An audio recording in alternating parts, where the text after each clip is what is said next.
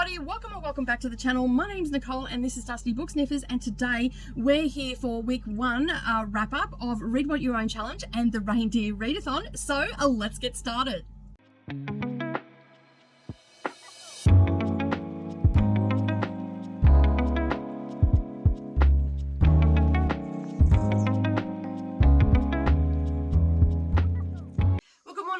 Everybody, and welcome back to the channel. Thank you for taking some time out of your day and spending it with me while I prattle on about the books that I have started to read for December 2024.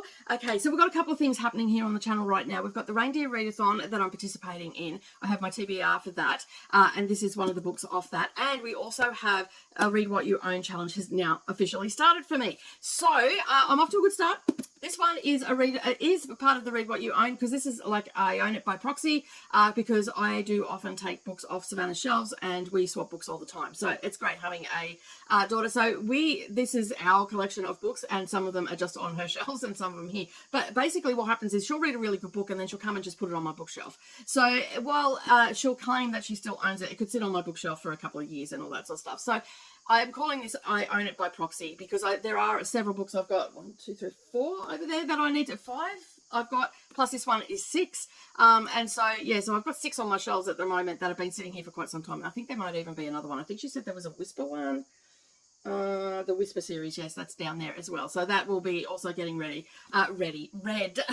in this coming year as well, because yeah, she has a shelf that she puts her stuff on, and then I've got them there to read. So anyway, now that I've explained what the Read by Proxy is, and that I have started Breast and Eggs. Now I started this morning, and I'm really thoroughly enjoying it so far. It is following 3 female characters, who are poor and they're in Tokyo. And I should also say this is also translated from the Japanese, and let me just get the translator for that, is Sam Brett and David Boyd as well. So they have translated this from the Japanese. It's a wonderful translation. Like, I don't feel like there's been anything lost in translation. And sometimes when I don't know if this is the experience for other people, because, you know, I do read, actually a lot of my books on here on my shelf are in translation. And so sometimes you can read a book, and I don't know whether it's because it's been poorly translated or whether something has just got lost in translation. So I think it's called The Humming of Bees that comes to mind. I feel like that would have been such a beautiful story in Spanish, but it translated into English, it was, I don't know, it missed that oomph, like it just wasn't there. But the poetry of that book, you know, the prose and everything like that, I feel like it would have been so much better had I been able to read it in Spanish. Alas, I cannot read Spanish. Maybe I should teach myself. We'll see how we go. Maybe that can be a goal to do something, you know, to try and teach myself to read another language. Tricky at my age, I can assure you at that. But anyway, we're here to talk about this book. This is Breast and Eggs. It's by Miko Wakame? I don't know. Anyway, it's by this author. Look, we do not come here for the pronunciations. I'm sure everybody that's been around, you're all having fits of laughter right now watching this. So anyway, it is by, we're just going to go with Miko. It is by Miko, and basically it's set in Tokyo in summer, and I'm pretty sure it's set in 1989. Something around that mark. I'm pretty sure it's set in the 80s. That date has just eluded me, and unfortunately I didn't write it down. So I haven't actually taken any notes of this because I just started reading it and fell into the story. Now this is broken up into 2 parts. We've got book 1 and book 2, and in book 1 is where I've just finished that, and I thought, you know what, I'm going to come in here and talk about it. Now, as I said, I'm also reading this for the Reindeer Readathon, and that is for Dasha. It's worth 10 points. And yeah, so as I said, we're following 3 women. One is a teenage girl who is perplexed by the nitty-gritties of becoming a woman, so to speak, you know, getting your monthlies and, you know, fertilization and all this sort of stuff, and she's perplexed also by her mum's obsession about breasts and you know, why she needs to get a breast surgery and all that sort of stuff. So that shows you how she is, and we get her point of view from journal entries. And so basically what she's doing right now is she's actually not talking to her mother, and her mother's is older than the main character, which is Natsuko, I think is how you pronounce her name, and she's the older sister and the mother of this teenage girl. Now they have some names on here, and I'm just going to abbreviate them. So the young girl is Midoroko, and Makiko, I think is how you pronounce the mother's name. So Makiko is a single mother. She is really struggling to make ends meet. She works in a bar. She's concerned about her aging. She's concerned about her appearance. She's concerned about the color of her nipples, and all these sort of things. And it's all superficial stuff that she is concerned about, but she is in an industry, she's a hostess, she's in an industry where she needs to look her very best, otherwise she's going to get cast aside. And so she is looking at getting some breast implants and all that sort of stuff, and she's come to Tokyo because she's got 3 days off to see her sister and to also look at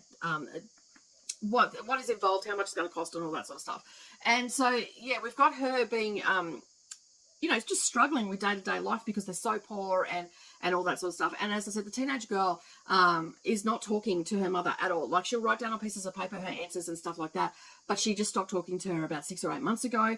And at first her mother was very concerned about it, thought, you know, oh, it may pass and all that sort of stuff, but it hasn't. It's just been a continuing thing.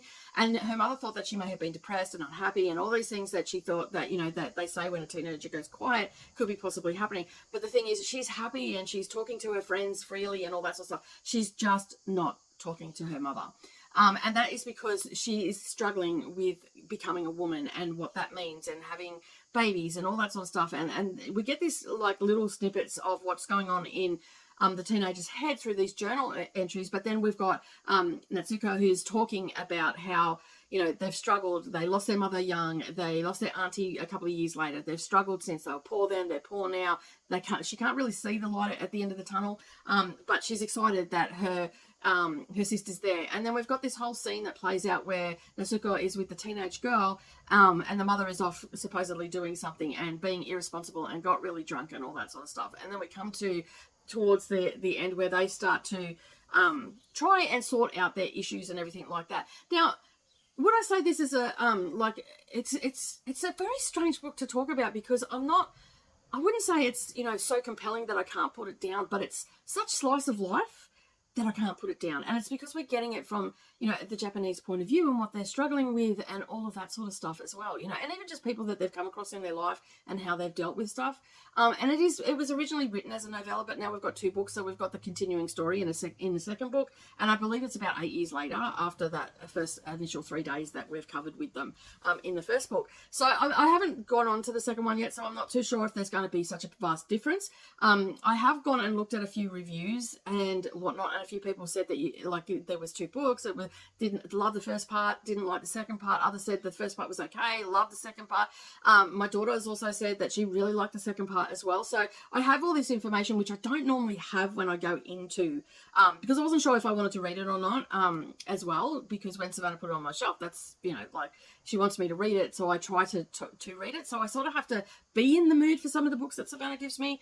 But I'm so glad that I've picked this up. Like, I'm really enjoying, like, I read, as I said, this morning, I've read 150 pages before doing this clip, and I'm thoroughly enjoying it. And, you know, each title of the chapters is pretty much significant to that chapter, as they often are. And so the next one, I think we're going to be talking about ambition, because I don't think I mentioned this earlier. Natsuko is a aspiring writer, and a struggling aspiring writer at that. So, yeah, but it is definitely taking a look at, you know, women's place in life in Japan, and, you know, how they're all feeling and feeling about aging and all that sort of stuff, which, you know, to be fair, I think that runs across the board for a lot of people, especially for women. We tend to get to a certain age and start to feel very invisible, like we've been aged out of society. But you know, it's something I've also gone through, you know, like being an empty nester and all that sort of stuff. Like, all this stuff happens to you at a particular time, and it's a lot to take in. So this is actually quite an interesting book for me to be reading right now, and I'm absolutely loving it.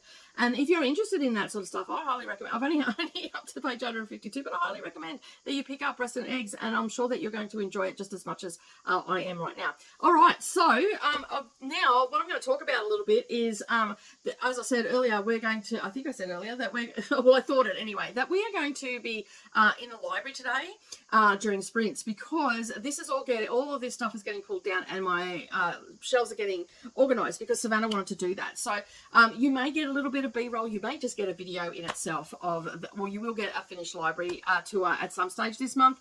It won't be a 100%. finished because we still have to get stuff to paint shelves, and we have to mount shelves and all that sort of stuff, and I've got to buy some specialized tools for that, so I'm currently saving. But you will get a complete idea, and then once I feel like we're finished, then I will show you. We've also got an air conditioning that's got to go in here, and a few other things, and a few things are just going to get moved around a little bit from how it is. So they just wanted me to get it in, and that's what I've done. So I've got it in, and as you can see, I've got stacks of books over there. I've got stacks of books on the floor. I've got tons and tons of books that have got to be put into alphabetical order, and I've also got to catalogue them as well. So with the cataloguing, what I'm going to be doing is actually using my app that I've got, and then I've also got to mark in that app whether I've read them or not as well, because we have not worked out how we are going to mark these books to say, you know, I've read this book, apart from on Goodreads or Storygraph. So, but for now, I'm going to head off, and I am going to get more into this. We're currently sprinting, and Savannah's patiently waiting for me to stop rambling on, and then we're going to get stuck into the library as well. So the book is getting put down for now. I will be back to check in once I'm finished it and what my total thoughts were on it, and then talk about the next one. All right, I'm out of here. Have a fabulous day wherever you are, but I'll see you in a nanosecond for the next clip. Hi, everybody, and welcome back. All right, I'm here to give you my wrap up on A Breast and Eggs. I finished this the other day, and I've just sort of been pondering it a little bit, and I just finished writing my review up for it, because one of my goals for 2025 is to try and write a review for every book that I read. Am I going to do it? I hope so. That is the plan. If I miss some, you know, like sometimes a book doesn't actually need a written review, it'll just get a star rating. But for things like literary fiction and books that I really enjoy, I want to convey that in the written word as well. So anyway, I have just finished writing my review, which I do have in front of me here. And I can't remember exactly what I said in the first part of this video about the book, but I'll just give you another recap of it. We're basically following three women in the book. It's broken into two parts. So book one, and that's what it's labelled. It starts out with Natsu talking about being poor, and how she's always been poor. And she is a struggling writer, and she's trying to, you know, write a novel, and it's not really happening for her. And her sister is aging out of the hostess business, basically. And then we have the teenage daughter, which I'm not even going to try and pronounce their names, that is struggling to come to terms with, you know, growing up and becoming a woman and all that sort of thing. Now, in the first book, we had this story, which was very... It was oddly compelling.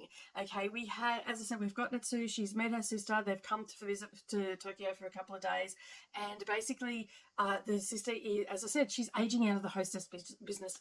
So she's really struggling with the aging process, and she's wanting to, and how she looks and all that sort of stuff, and she's wanting to get a breast augmentation done, and her daughter's not real happy about her doing that, from what I can gather. And we get the bits and pieces from the daughter via journal entries, and she's not talking to her mother. The only way she's communicating with her mother is through the written word, and she basically is talking to all the friends or anything, but she's just not talking to her mother for whatever that reason is. So yeah, and so we have that book one, and then it sort of comes to a somewhat of a conclusion, a very bizarre conclusion, and I'm not going to spoil it for anybody, but I was a little bit perplexed by that, and I'm like, I don't understand the relevance of what was happening in that scene. But anyway, I moved on from it, and I talked to Savannah about it, and Savannah was like, I'm pretty sure it clears it up later on down the track. I don't think it did, to be honest. So just be prepared for a bit of a, like when you get to the end of book one, a little bit of a head scratcher, but it doesn't take away. If anything, it adds to the story. So it doesn't actually take away from the story, which is absolutely fabulous.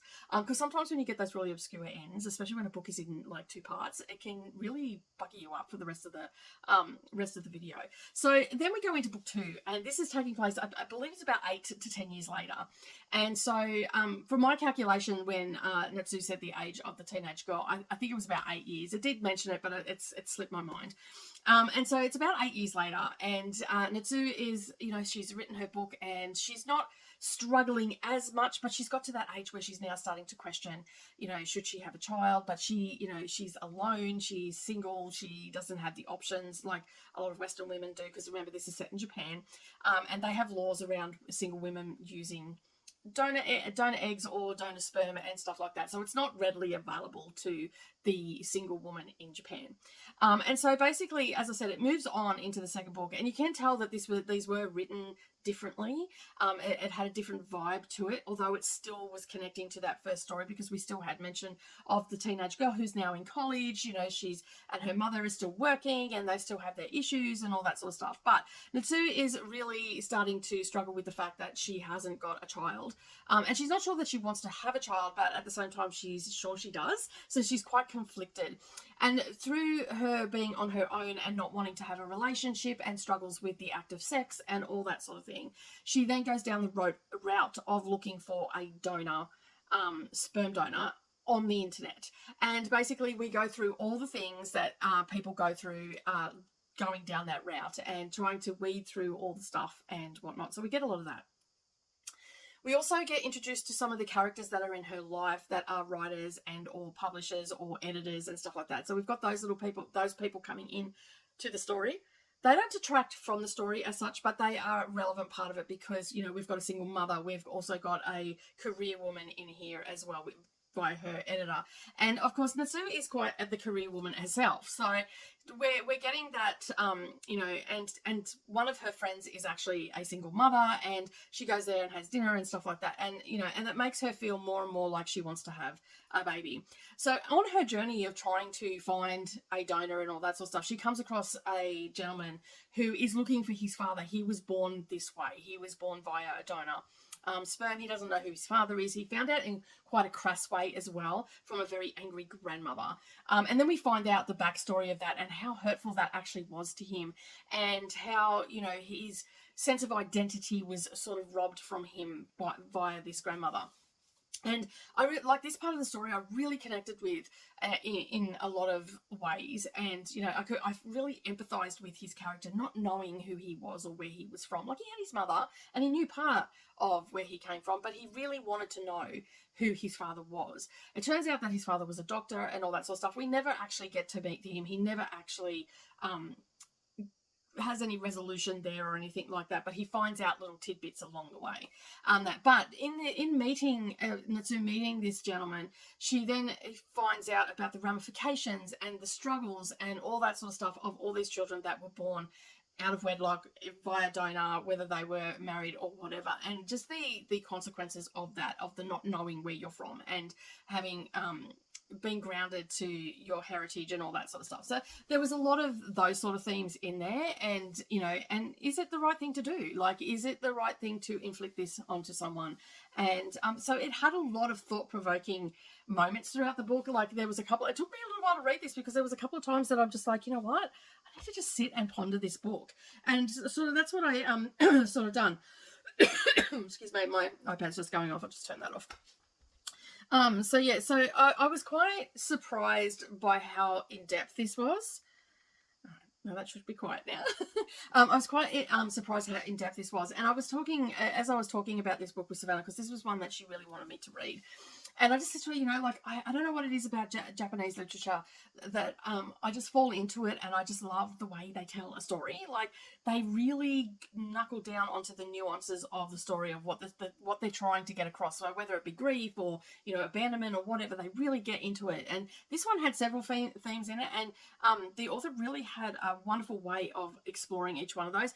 Some of the areas could have gone a little bit more in depth, you know, like, it's not a perfect book or anything like that, but it definitely had thought-provoking moments, and I highly recommend this to anybody that likes to take a little bit of a look at you know, the social norms or expectations or taboos of a particular country and its people. And so, yeah, and the translation in this was absolutely fantastic. It was translated from the Japanese, and I felt like that there was nothing lost in translation. And I think I touched on this in the first clip of this video, where I felt like some of the books I've read in the past, they would have been so much more had I been able to read them in the original language. You know, because sometimes there's just not an English word for things. But I absolutely love this, and I'm looking forward to reading more from this author. Basically, this one actually is off Savannah's shelf. So this is a Read What You Own by proxy, because I read what's on Savannah's shelves as Savannah reads stuff off my shelves as well.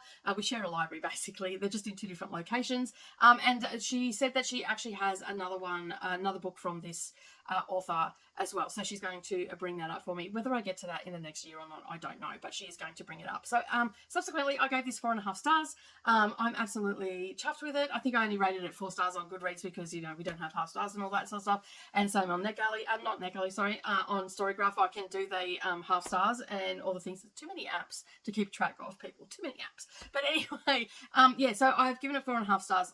As a rating, and I thoroughly enjoy it, and I highly recommend this to anybody that is wanting to venture out into some translated works.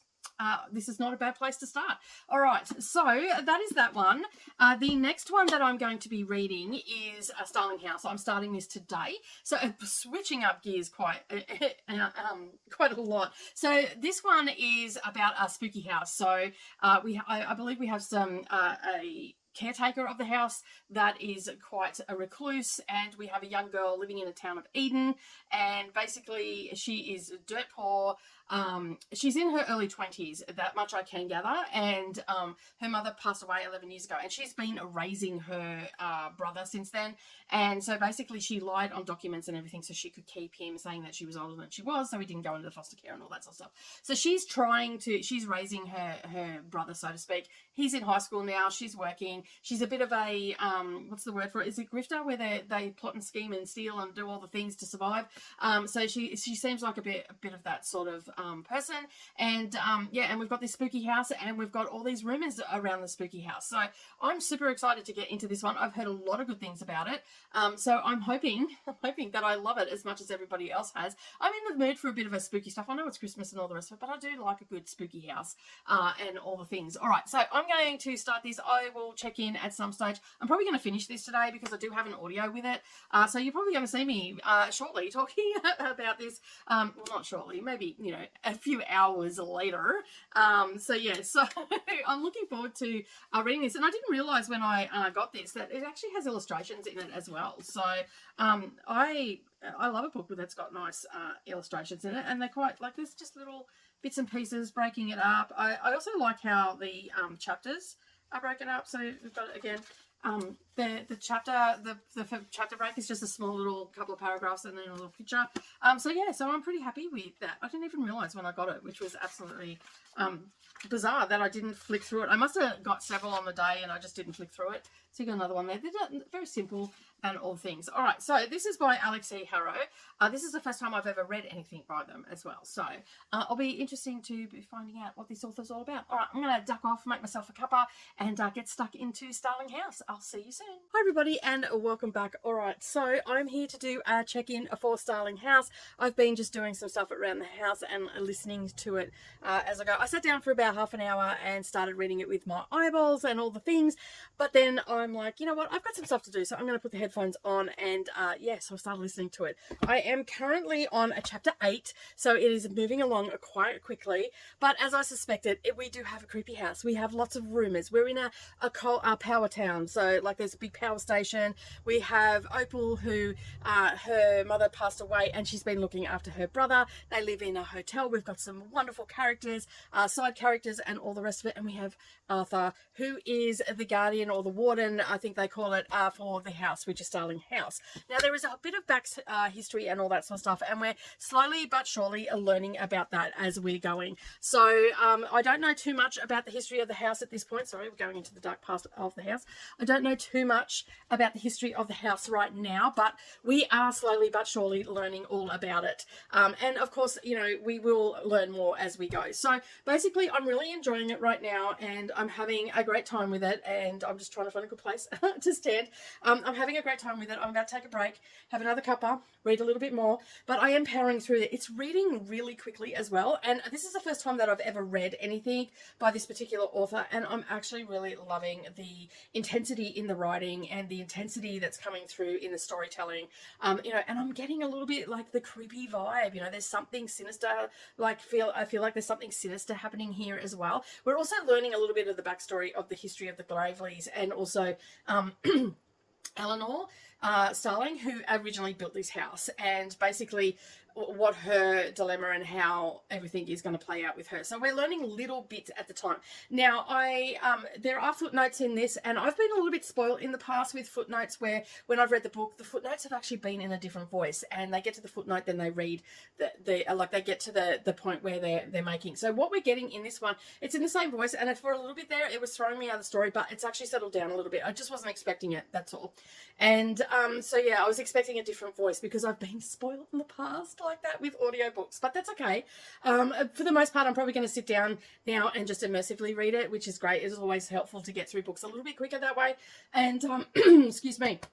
Now, this is also for the, let me just grab it again. This is also for the Reindeer Readathon prompt. That's why it's got a little yellow sticker there. And I think it's for Blitzen, this one. But I will clarify that when I'm wrapping up and all the things. So yeah, so basically, sorry about the wobbly camera. So basically, as I said, we're just following a young girl that's just trying to survive and all the things. So it makes a really compelling read when you've got this person that is just trying to survive and doing whatever they can to survive. My alarm's just going off. Let me just get rid of that. I have alarms set for different things I've got to do.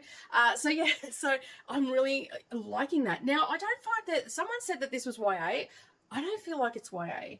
I'm not getting that vibe. I'm not feeling like, there's probably some things there that I would say that are a little bit juvenile in it, but that's because the character's juvenile. So yeah, so I am not finding it to be too YA right now, but the gothic vibe in this is just awesome. So I'm hoping that it intensifies as we go, because I love a good gothic novel.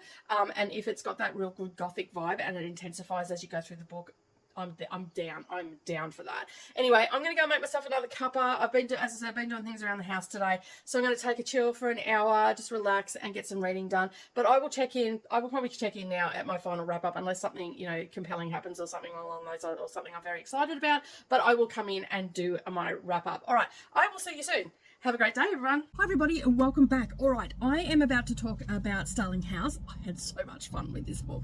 It was just what I needed, I think. I don't know, it just had all the right vibes, it had all the right gothic, it had all the right pacing, and all the things that I needed to have in a book. So basically, we're following the story of Opal and Arthur. Arthur is the last warden, or he wants to be the last warden of Starling House. There have been many wardens before him, and they're trying to solve the mystery of the beasts that come into this book. And basically, through doing that, they're actually going through Eleanor Starling was the first person to build the house, and subsequently she was the first warden, and all these things. And basically it is somewhat of a revenge story on her part. So she is been causing havoc, so to speak. It's really hard to explain. But I had such a great time reading this. I could not put it down.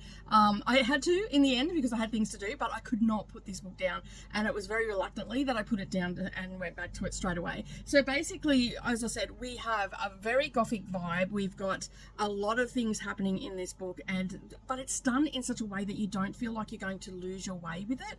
And we're also we're learning more and more about Opal and her family, her mother, her brother, and we're also learning about Arthur as well, and subsequently what happened to him and how he ended up being a warden.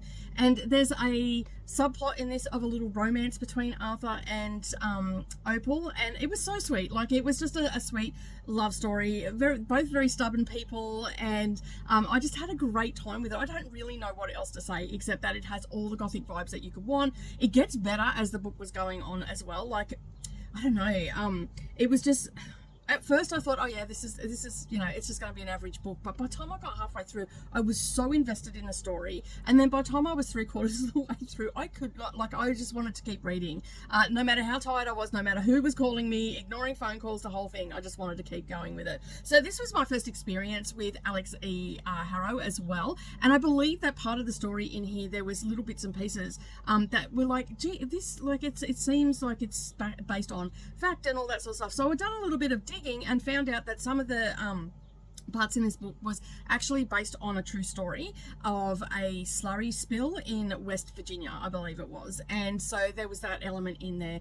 And yeah, so it was very interesting how I was able to pick that up, that I felt like it was factual. And yeah, so, and I mentioned earlier that the footnotes actually was I found it a little bit jarring at first. By the time I spoke to you and further on in the book, they weren't jarring at all. They actually added to the story, and it really helped to know what, rather than going into detail into the story, it just gave you that quick footnote of what that was relating to in the town, who the person was, and all that sort of stuff. And also, you know, like, we also had the fact that she was dirt poor. She lived at a motel where she had lived in room 12 since her mother passed away, and she had raised her brother, and so she was doing the hard yards. And then we also had the villains of the story. So we had a group of people that were trying to get Starling House, and they were trying to coerce her into doing the wrong thing by stealing things and giving them information about Starling House because they had greed behind it, why they wanted it, and all that sort of stuff. And then subsequently we also had a little bit of a storyline, well, actually quite a bit of a storyline, where we were finding out her heritage as well, like, so where she came from and all that sort of stuff, because there's no father on the scene or anything like that. And so we were learning slowly but surely about what her story was, what her backstory was, what her mother's backstory was. And it was so interwoven into the story that it didn't feel unnecessary. Like, I guess in some books you read them and then you feel like the story that they're telling you is unnecessary, like you don't really need to have that information because you want to just keep going on with the story that is at the forefront. And so this one had it all intertwined through it, and Harrow's just done a really fantastic job of doing that, and without me making me feel like I don't need this information. I'm bored with this part of the situation, and you know, things that revolving around the story were all necessary, in my opinion. I'm probably not making much sense. It is very early in the morning when I'm talking about this. But anyway, that is Starling House. I have actually given this a 4.5 star rating. I wouldn't say it's a 5 star, you know, because it's still, like, it's some of the things for me it felt a little bit young. Like, it is new adult, but it felt a little bit young for me. And that is a me thing. So I tend to critique quite harshly on that. So but if you like that sort of thing, you're gonna devour this book, because Opal's actually 26 in this book. So there's a few things, you know, her stubbornness and everything, that just made me a little bit frustrated, and that sort of took away from the story, but didn't throw me out of the story. Does that make sense? I'm sure it does. And so yeah, so that's why I've given it 4.5 stars. If she had have been a little more mature, but then, you know, like, sitting here thinking about it, her character is that way because she hasn't had a parent really to teach her, and she's going by her own wits and her survival instinct and all that sort of stuff. So I can sort of understand why she's like that at that age. I think she's 26, 28 maybe, I don't know. Anyway, so, you know, and there's certain things that she did in this book that I thought was very, very well done. You know, like, she forged her documents and everything because this is what she was, you know, she was brought up around and all the rest of it. But anyway, that is Starling House. 4.5 star rating from me. I highly recommend this to anybody, and if nothing else, have it on your shelf with a beautiful cover. I love the birds, I love the keys, I just love everything about it. I do have another book, Once Were Future Witches, on my shelf from Harrow, so I'm excited to get to that now. That was a lovely gift from Jess, and if you've watched my haul videos, you would have seen that. So yeah, I'm so glad that I've read this book. But that is the wrap up of week 1 of the Read What You Own challenge and week 1 of a Reindeer Readathon. So I managed to get 2 books done, so that's exciting. And I'm part of the way through some other books as well, which will come off, and you'll get to hear all about them next week. And yeah, so thank you so much for joining me today. I really do appreciate you being here. And as usual, I'm going to ask you to subscribe to the channel and set it to all notifications. Hop, skip, and jump over to that like button and give me a thumbs up. And as always, keep turning those pages, and I'll see you in the next video. Bye for now.